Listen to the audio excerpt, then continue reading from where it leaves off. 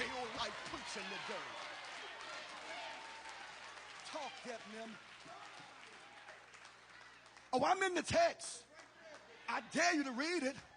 It says, when Saul fell to the ground and heard the voice, he says, who are you, Lord?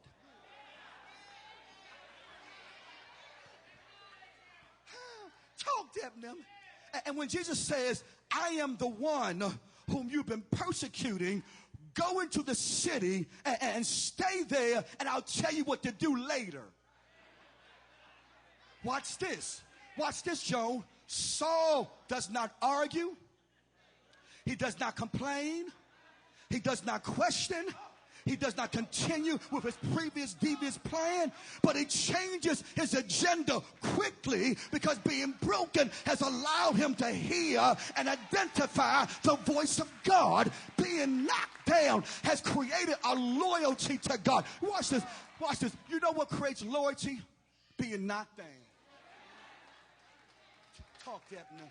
Because he needs God, Calvin. He knows he can't get up without God. He won't recover without God. Being knocked down has driven him to do things differently, to live differently, to think differently, to hear differently. And like Paul, we needed a knockdown. We needed to be broken. We needed to hear what we weren't listening to. But thank God, when we were broken, it turned our lives in a direction that came at the right time.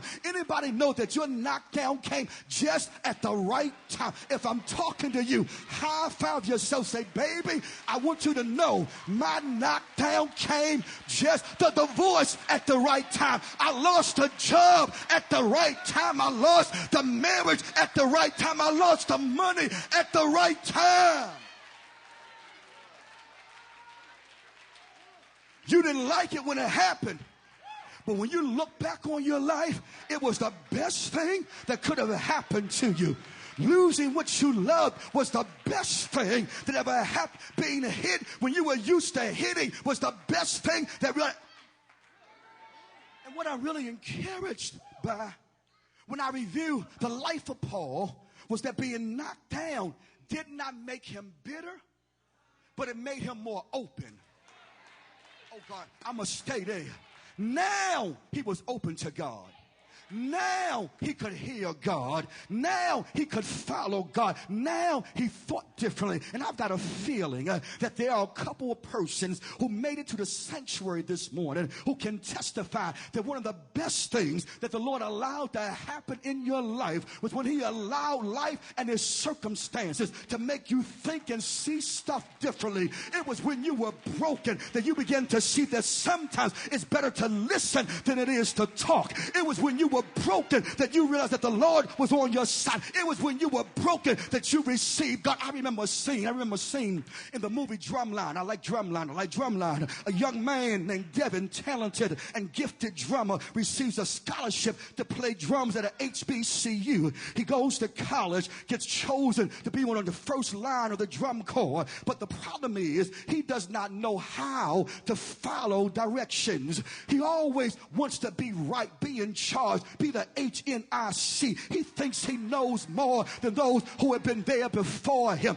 But things start to happen in his life. He has a problem in the band, problems in the classroom, and problems in his relationships. He eventually, caller, gets kicked off the band and loses his girlfriend at the same time. Everything that made him who he thought he was, he loses. He was broken, all because, watch this, his gift opened the door that his character could not handle. The band instructor tells him, says, Devin, you can learn to follow before you lead. You got to learn to follow before you can lead. And what God is saying to somebody right now is this: until you learn to follow his lead, life will just keep on breaking you. But if you learn to follow, I will use the stuff that the devil thought would destroy you in your favor. I will bless you through stuff that the devil thought would curse you. I will bless you in a lean season when you ain't got no money, when you ain't got no job, when you ain't got no friends. I will keep your mind at peace. Can I get a witness who needs to thank God right now that when you learn to follow, God will keep you in perfect peace, whose mind is stayed on thee? Let me help you. Let me help you. Let me help you. I got to move this train. Being broken, Dante raised his awareness of God. But check this out. When he went from being from a broken person to a believer, this is what happened.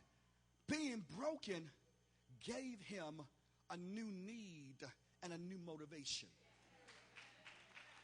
Say, neighbor, I got a different motivation now. I used to just want to be rich, but now I want to be happy. Can I get about 15 folk who here? All I want is to be happy. All I want is my joy, my peace, my mind. Give me my mind.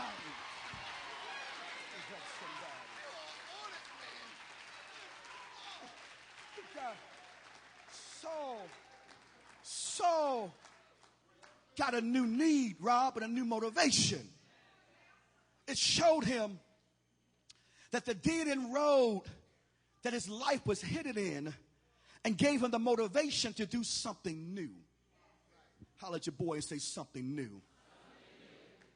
He now had the motivation to do something different with his life. Why? Because when he was broken, it forced him to go in a different direction. You ain't get that.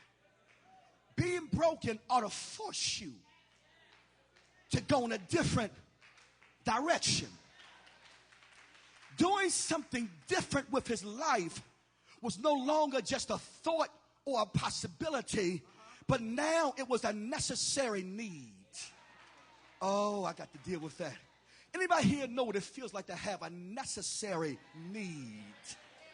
Something that you do not just because it sounds good and it feels good, but something that you do because if you don't, you will end up repeating the same mistake and the same cycle that has you where you are, but you don't want to be. Come here. Saul got here because he was fighting God. Can I argue the text? He got here because he had this. Watch this. This is going to get heavy. Well, watch your neighbor. They may get angry right here. They're about to get angry. He got here because he had this impulse and this strange need to hurt somebody. Can I deal with that? Too many of us have a need to get somebody. To make somebody hurt because we hurt. To make somebody suffer because we have a need to get vengeance. To pay back a wrong that was done to us. For some of us, but for some of us it's subconscious. For others it's a conscious thirst. Look at this cycle in our communities of violence, hatred, bitterness, and anger. It's out of control because like Paul, we just want to hurt somebody. Get somebody, bring pain into somebody's life. But look at what it did to Paul. He ended up hurt himself because he was trying to hurt somebody. And the truth of the matter is, when your aim is to hurt somebody, the Bible says you shall reap what you sow.